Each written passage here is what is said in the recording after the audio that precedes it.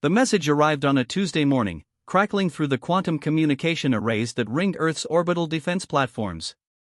At first, the technicians thought it was just another burst of cosmic radiation, the kind that peppered their instruments daily. But this signal was different. It pulsed with a rhythm too regular to be natural, too complex to be random. Lieutenant Sarah Chen was 3 hours into her shift at the Deep Space Monitoring Station when the computers finally decoded the transmission. The words that appeared on her screen made her blood run cold.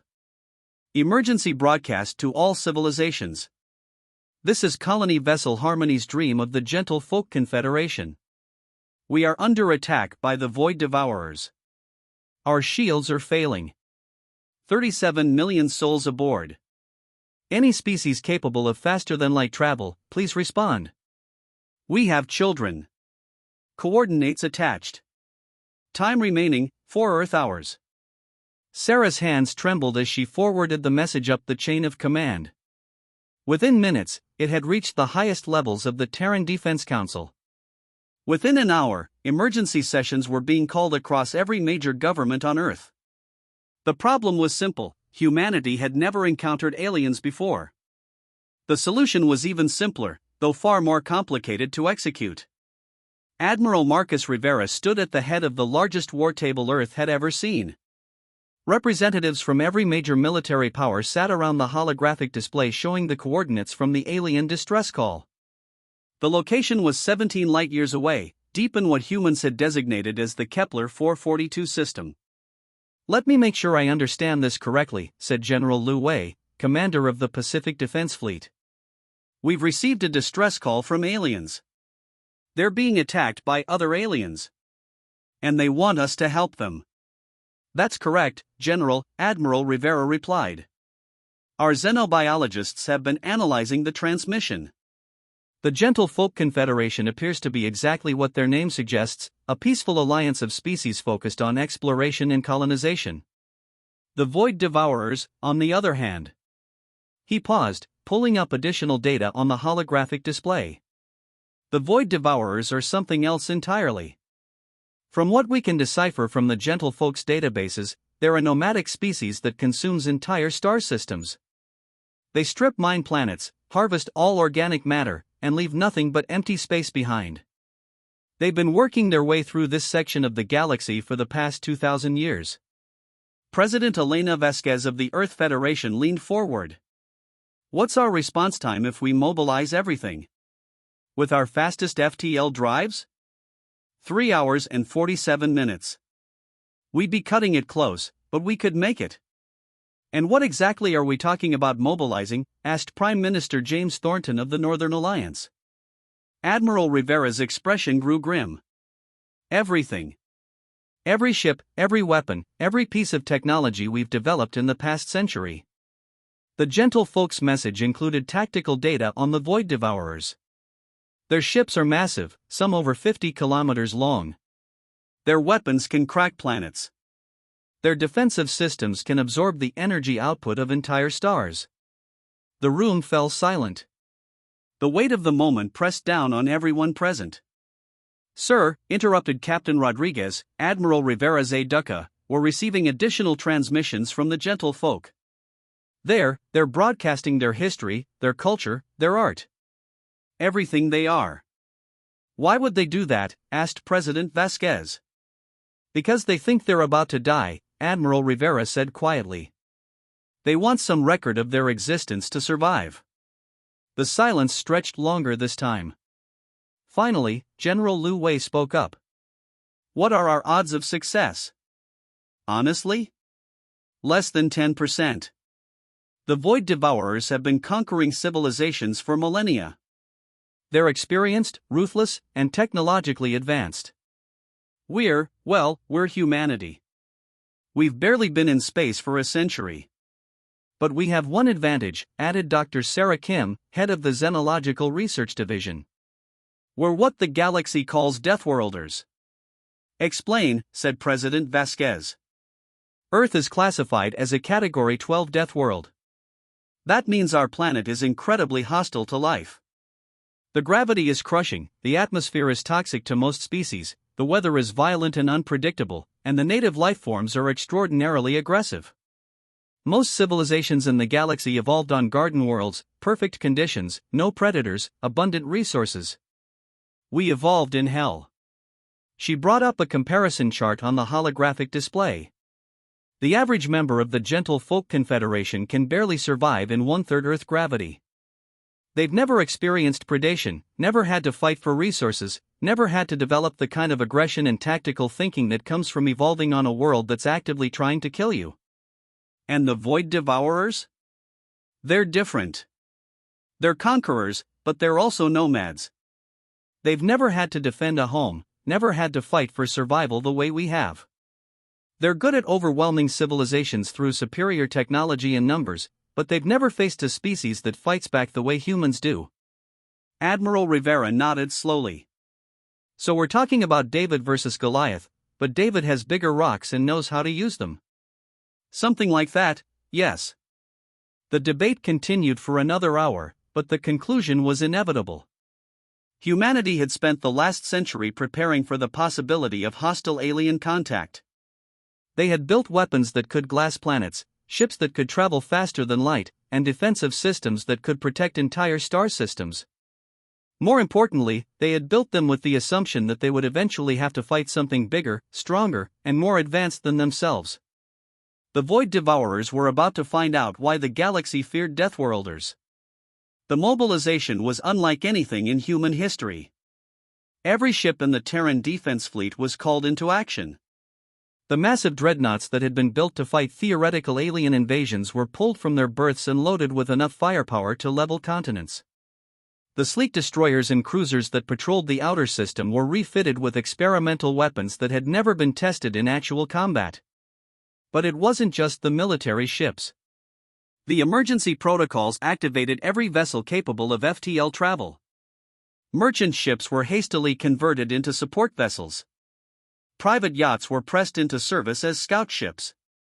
Even the luxury cruise liner Star Princess was loaded with medical supplies and refugee transport capability.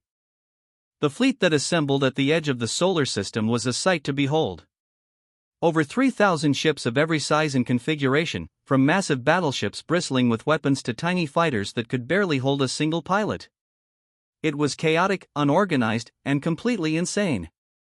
It was also the most dangerous military force the galaxy had ever seen.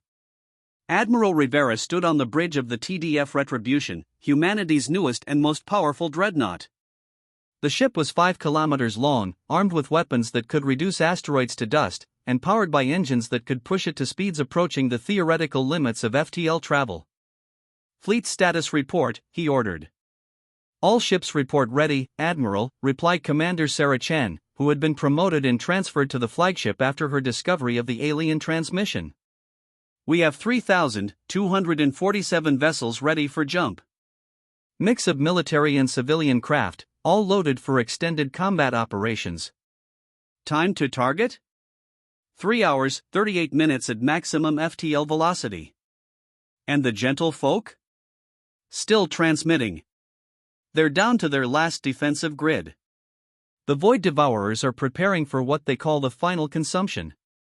Admiral Rivera nodded grimly. "Signal the fleet. All ships, prepare for emergency FTL jump. We're going to war." The jump to FTL was spectacular. 3,000 ships vanishing simultaneously in flashes of twisted spacetime, leaving only the faint afterimage of their passage. For the first time in human history, Earth stood completely undefended. But Earth wasn't the target. 17 light-years away, the Void Devourers were about to learn why the galaxy whispered about Deathworlders in hushed, terrified tones. The Harmony's dream was dying. Captain Fielka of the Gentle Folk watched helplessly as another section of his ship's hull was stripped away by the Void Devourers' molecular disintegration beams. His people huddled in the inner sanctums, singing their death songs and recording final messages for loved ones they would never see again. The Void Devourers had arrived 3 days ago, their massive black ships emerging from the darkness like mechanical nightmares. They had ignored all attempts at communication, all offers of peaceful surrender, all pleas for mercy. They simply began the process of consumption. First, they had destroyed the colony ship's escorts, 12 smaller vessels that had been converted into defensive platforms. The Void Devourers had brushed them aside like insects, their weapons tearing through shields and armor as if they were made of paper. Then they had begun harvesting the ship itself. Layer by layer, section by section, they were peeling away the Harmony's dreamlike fruit, extracting everything of value and leaving only empty space behind. "Captain," called out Navigator Mirza, her voice tight with fear. "The Void Devourers are beginning their final approach. Estimated time to core breach, 43 minutes. Filka closed his eyes. They had broadcast their distress call to every known civilization in the galaxy, but the response had been predictable. The advanced species were too far away to help in time. The nearby civilizations were too weak to challenge the Void Devourers. And most species, when faced with the choice between helping strangers and protecting themselves, chose self-preservation. "Continue broadcasting our cultural archive," he ordered. "If we must die, let something of our people survive." "Captain." The voice belonged to Communications Officer Shrina, and it was filled with an emotion Filka had never heard from her before: hope. "Captain, we're receiving a transmission." "From whom?" "Unknown species. They're calling themselves the Terran Defense Fleet. They're responding to our distress call." Filka's hearts began to beat faster. "Where are they?" "There." Shrina paused, checking her readings. "They're already here." The space around the Harmony's dream suddenly filled with light. Ships were dropping out of FTL travel, hundreds of them, their engines burning bright against the black of space. They were smaller than the Void Devourers' massive vessels, but there were so many of them. "Open a channel," Filka ordered. The holographic display flickered to life, showing the image of a human male in military uniform. He was lean and weathered, with eyes that held the kind of hardness that came from a lifetime of difficult decisions. When he spoke, his voice was calm but carried an undertone of absolute determination. "This is Admiral Marcus Rivera of the Terran Defense Fleet. We received your distress call. We're here to help." "Admiral Rivera," Filka replied, trying to keep the desperate hope out of his voice. "I am Captain Filka of the Harmony's Dream. I must warn you, the Void Devourers are incredibly powerful. They have destroyed entire civilizations. Your ships are brave to come, but I fear you may have sentenced yourselves to death." The human's expression didn't change. "Captain, we appreciate the warning. But you should know something about us. We come from what you probably classify as a death world. We've been preparing for this kind of fight our entire history. The Void Devourers are about to discover why the galaxy fears Deathworlders." "I don't understand." "You will. All ships, this is Admiral Rivera. Begin Operation Righteous Fury. Show them what humans do to bullies." The battle began 30 seconds later. The Void Devourers had been in the process of positioning their largest harvest ship directly against the Harmony's Dream when the human fleet dropped out of FTL travel. Their response was immediate and overwhelming, or at least, it should have been. The problem was that the Void Devourers had never encountered anything like human military doctrine. Most civilizations in the galaxy approached warfare like a chess match. Careful positioning, measured responses, attempts to minimize casualties on both sides. The Void Devourers had refined this into an art form, using their superior technology to overwhelm opponents through sheer force. Humans approached warfare like a bar fight. The first wave of human ships didn't bother with formations or tactical positioning. They simply accelerated to maximum velocity and charged straight at the Void Devourers' largest vessels, weapons blazing. The smaller fighters wove between the capital ships like angry wasps, their guns spitting nuclear fire at anything that moved. The Void Devourers' defensive systems, designed to counter measured attacks from civilized species, were completely unprepared for the chaotic fury of human assault tactics. Their point defense systems couldn't track the wildly maneuvering human fighters. Their shields were designed to absorb steady bombardment, not the rapid-fire, multi-vector attacks that seemed to come from every direction at once. What are they doing?" asked Captain Vex Prime of the Void Devourer flagship Absolute Consumption. He watched in disbelief as human fighters performed maneuvers that should have been impossible, pulling G-forces that would have killed any known species. They appear to be attacking without any regard for their own survival, replied his tactical officer. Their casualty rates are extreme. It was true. Human ships were dying by the dozens, their crews making suicide runs against Void Devourer vessels that outmassed them 1,000 to 1. But for every human ship that died, it seemed to take a piece of the enemy with it. They're not fighting to win, Vex Prime realized with growing horror. They're fighting to hurt us.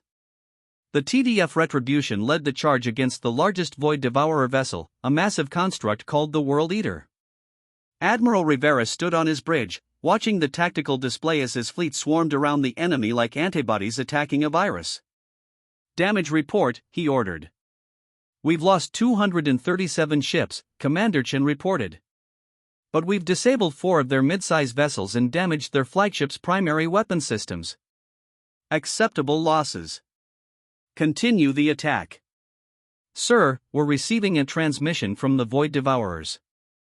They're trying to communicate. Admiral Rivera's expression hardened. Put them through. The holographic display showed a creature that looked like a cross between a spider and a nightmare. Its voice was a mechanical rasp that seemed to come from multiple sources at once. Unknown species. You are causing unnecessary destruction. Cease your attacks and withdraw, and we will allow you to depart unharmed. This is Admiral Rivera of the Terran Defense Fleet. You will immediately cease your attack on the Gentle Folk vessel and withdraw from this system. That is not acceptable. This system has been marked for consumption. The organic matter aboard that vessel is required for our survival. Then you have a problem, Rivera replied. Because we're not going anywhere. You cannot win this battle. Our technology is superior. Our ships are more powerful. Your species will be consumed along with the others. Admiral Rivera smiled, and it was not a pleasant expression. You know what your problem is? You think this is about winning. You think we're here to defeat you in some kind of honorable combat. But you're wrong. We're not here to win. We're here to make sure you lose. The transmission cut out. Seconds later, the human fleet began Phase 2 of Operation Righteous Fury. The Void Devourers had made a critical error in their assessment of human tactics. They had assumed that the initial chaotic assault was the extent of human military capability. They had never considered that it might be a carefully orchestrated distraction. While the fighters and destroyers had been engaging the main Void Devourer fleet, the human capital ships had been moving into position for what military historians would later call the most audacious maneuver in the history of warfare. The TDF Retribution, along with 12 other dreadnoughts, had used the battle as cover to position themselves directly beneath the World Eater's main hull. The massive Void Devourer vessel was so large that it had its own gravitational field, and the human ships had used that gravity to mask their approach. All dreadnoughts report ready, Commander Chen announced. Range to target? Point blank, sir. We're close enough to see their hull plating. Admiral Rivera nodded. Signal the fleet. Execute Apocalypse Protocol. The Apocalypse Protocol was humanity's ultimate weapon, developed in the deepest black projects of the Defense Department. It was based on a simple principle: if you couldn't outfight your enemy, you could always choose the time and place of your death. Every human dreadnought was equipped with what the scientists euphemistically called a quantum resonance device.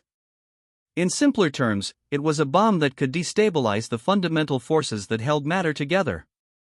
The explosion would be contained, localized, and absolutely devastating to anything within a 50-kilometer radius. The devices were designed to be used as a last resort, when defeat was inevitable and the only choice was between surrender and mutual destruction. Humans, being humans, had found a way to use them tactically. The World Eater was 80 kilometers long and 30 kilometers wide. 13 quantum resonance devices, positioned at precisely calculated intervals along its hull, would be enough to break it into pieces. Detonation in 10 seconds, Commander Chen announced. All ships, prepare for emergency jump.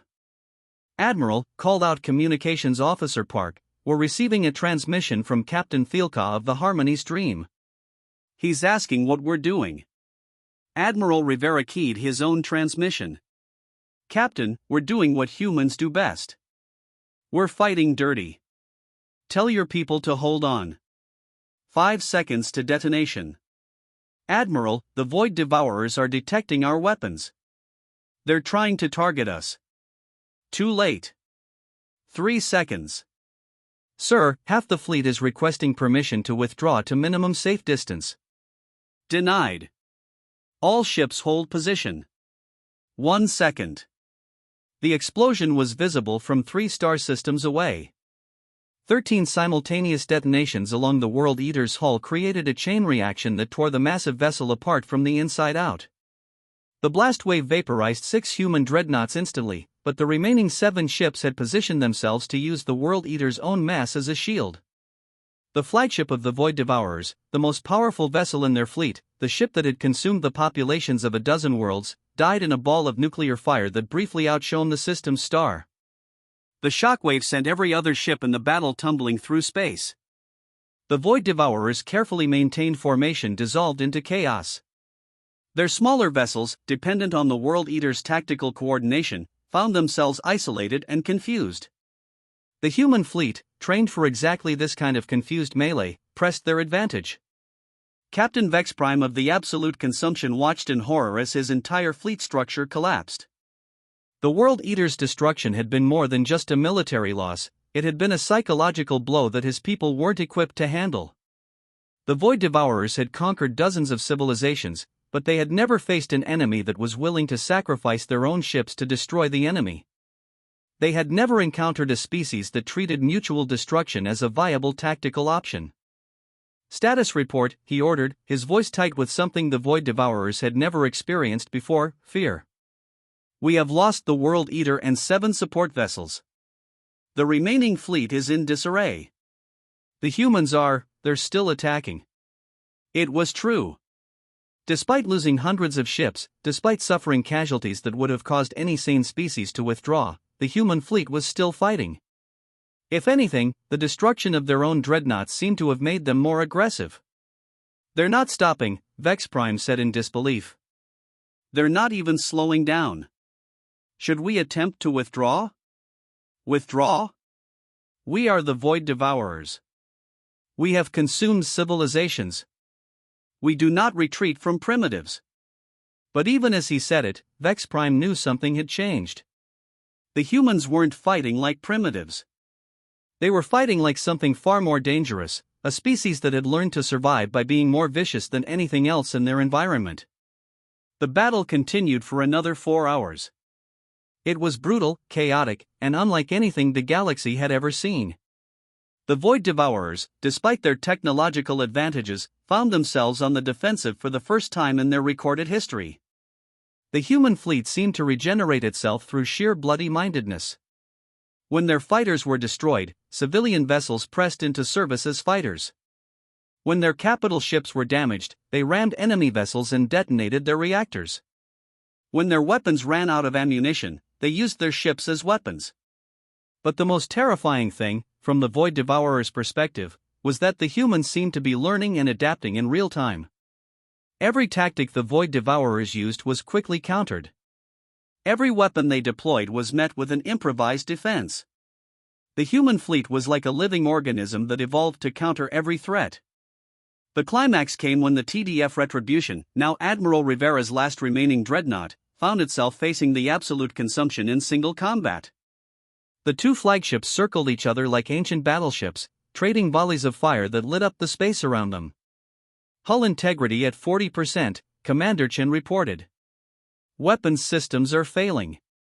We're not going to last much longer." Admiral Rivera studied the tactical display. The Absolute Consumption was larger, more heavily armed, and better armored than his ship. In any conventional engagement, it would be a massacre. But Admiral Rivera hadn't survived 3 decades of military service by fighting conventional engagements. "Chen, how many quantum resonance devices do we have left?" "1, sir. We kept it in reserve for emergency use."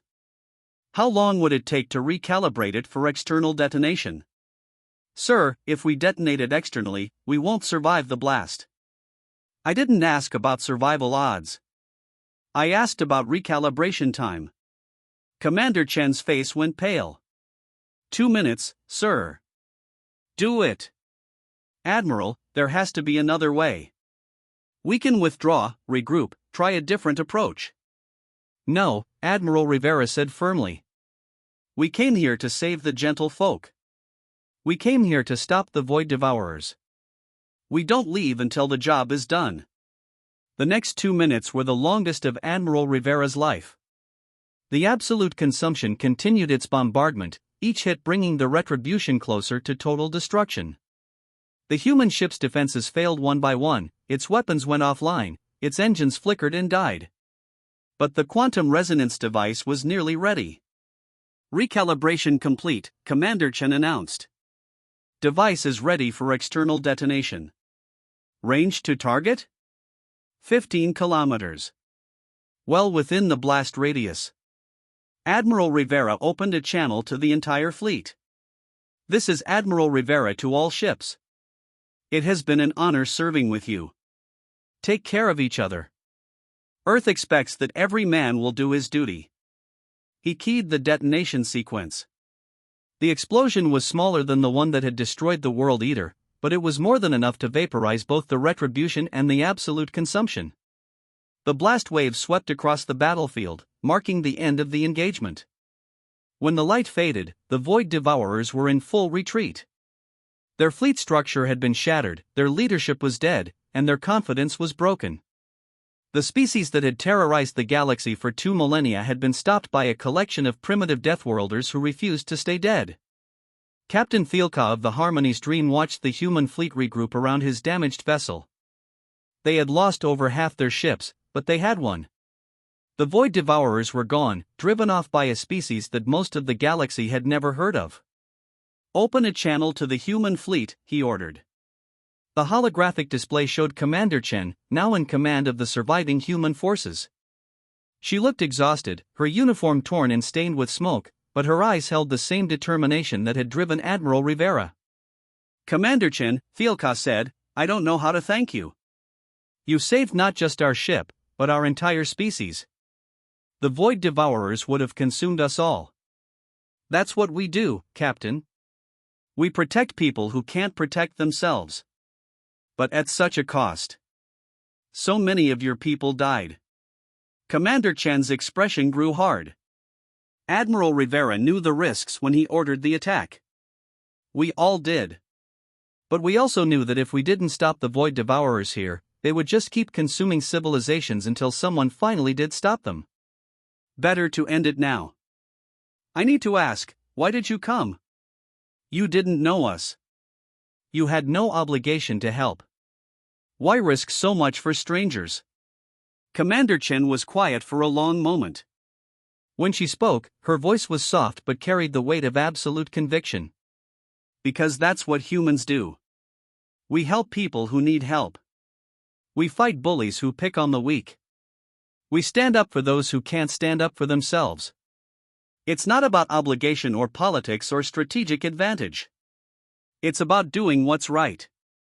Your species, your people are remarkable. The galaxy will need to know about this. About what you did here. The galaxy will know, Commander Chen agreed. But not because we're looking for glory or recognition. They'll know because there are other species out there like the Void Devourers. Other predators who think they can consume the weak without consequence. And they need to understand that humanity is watching. The aftermath of the battle was organized chaos. The human fleet, supported by gentle folk medical and engineering teams, began the process of rescue and recovery. The Harmony's Dream was severely damaged but salvageable. The human casualties were enormous, over 1,500 ships lost, nearly 40,000 personnel killed in action. But the Void Devourers were gone. Word of the battle spread through the galaxy faster than light. The story grew with each telling, becoming legend even before the facts were fully established. The species that had terrorized civilizations for millennia had been broken by a collection of primitive Deathworlders who refused to accept defeat. The Gentle Folk Confederation formally requested an alliance with humanity, offering to share their advanced peaceful technologies in exchange for military protection. Dozens of other species followed suit, seeking the protection of the species that had proven willing to fight the monsters in the dark. But for the humans, the victory was bittersweet. They had saved the gentle folk and driven off the void devourers, but at a cost that would haunt them for generations.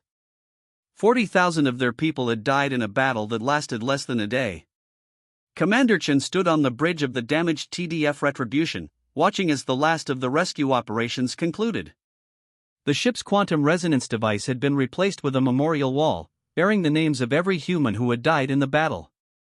Commander, called out Communications Officer Park, were receiving a transmission from Earth. The President wants to know when the fleet will be returning home. Chen considered the question. Earth was safe now, protected by the knowledge that humanity was willing to fight for what was right. But the galaxy was a big place, full of species that needed protection and predators that needed to be stopped. Send a message to Earth, she ordered. Tell them we're not coming home yet. Tell them we have work to do. What kind of work? Commander Chen looked out at the stars, thinking of all the civilizations that might be facing their own version of the void devourers. Somewhere out there, other species were crying out for help, sending distress signals into the void and hoping someone would answer. Tell them we're going to make sure this never happens again.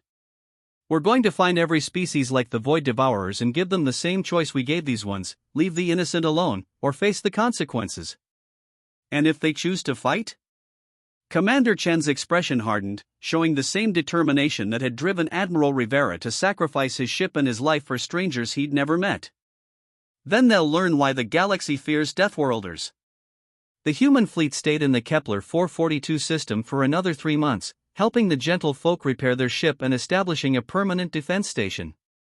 When they finally departed, it was not to return to Earth, but to begin what would become known as the Great Patrol, a systematic effort to find and neutralize threats to peaceful civilizations throughout the galaxy. The Void Devourers never recovered from their defeat. Their surviving ships scattered to the outer rim of the galaxy, avoiding any system that might contain human forces. Within a decade, they had faded into legend, just another boogeyman story that parents told their children to teach them about the dangers of the universe. But the legend of the human fleet grew. The story of the species that had received a distress call from strangers and responded with everything they had. The Deathworlders who had proven that sometimes the most dangerous predators were the ones who protected the innocent. The galaxy was a safer place because of what happened in the Kepler 442 system. And somewhere in the void between stars, human ships continued their patrol, ready to answer the next distress call, ready to fight the next battle, ready to prove once again that bullies had no place in a civilized universe. The SOS had reached the most dangerous species in the galaxy. The Deathworlder Armada had responded. And the universe would never be the same. 5 years after the Battle of Kepler 442, the galaxy had settled into a new normal. The Great Patrol had evolved into a permanent institution, with human fleets stationed throughout known space. The Gentle Folk Confederation had become humanity's closest allies, their peaceful technologies complementing human military might in ways that benefited everyone. But the most important change wasn't political or technological, it was psychological. For the first time in galactic history, predatory species had to consider the possibility that their actions might have consequences. The phrase "the humans might hear about this" had become a legitimate deterrent to aggressive behavior. Commander Chen, now Admiral Chen, stood on the bridge of the TDF Retribution 2, watching as her fleet responded to yet another distress call. This one came from a species called the Harmony Builders, who were being threatened by a group of pirates that called themselves the Star Reapers. "Distance to target?" she asked. 37 minutes at current speed, replied her tactical officer. And the enemy? 12 ships, standard pirate configuration. They're demanding tribute from the Harmony Builders merchant fleet. Admiral Chen nodded. It was a relatively small threat, nothing like the Void Devourers. But that was the point, humanity had learned that it was better to stop small problems before they became large ones. "Signal the Star Reapers," she ordered. "Give them the standard warning." The communication went out on all frequencies, broadcast in every known language. The message was simple and direct. This is Admiral Chen of the Terran Defense Fleet. You are engaged in hostile action against a peaceful species. You have 60 seconds to withdraw from this system or face the consequences. This is your only warning. The response came back almost immediately, filled with the kind of bluster and threats that pirates thought made them sound intimidating. We don't recognize your authority, humans. This is our territory now. Leave or be destroyed. Admiral Chen sighed. They never learned. All ships, prepare for combat. Remember, we're not here to destroy them. We're here to teach them that attacking innocent people is a bad idea. The battle lasted 15 minutes. The Star Reapers, despite their boastful words, were no match for a human fleet that had cut its teeth fighting the Void Devourers. Most of them surrendered before their ships were seriously damaged. The few that tried to fight were quickly overwhelmed by tactics they couldn't counter. When it was over, Admiral Chen opened a channel to the captured pirates. This is Admiral Chen. You attacked a peaceful merchant fleet. You threatened innocent people. You made a choice, and now you get to live with the consequences. What are you going to do with us? That depends on you. You can spend the next 10 years in a rehabilitation facility, learning how to be productive members of society. Or you can be released on the condition that you spread the word, the galaxy is under our protection now. Anyone who preys on the innocent will answer to us. And if we refuse? Admiral Chan's expression hardened. Then you'll discover why the Void Devourers chose to run rather than fight us again. The pirates chose rehabilitation. As the human fleet prepared to resume its patrol, Admiral Chen received a message from the Harmony Builders. Their leader, a dignified creature named Humtala, appeared on the holographic display. Admiral Chen, how can we ever thank you? You've saved our merchant fleet, our economy, our way of life. No thanks necessary. This is what we do. But surely there must be something we can offer in return. Some way to show our gratitude. Admiral Chen considered the offer. The Harmony Builders were known throughout the galaxy for their artistic abilities, their beautiful sculptures and paintings that decorated the homes of wealthy collectors on a dozen worlds. Actually, there is something, she said. We'd like you to create a memorial. Something to honor the 40,000 humans who died at Kepler 442.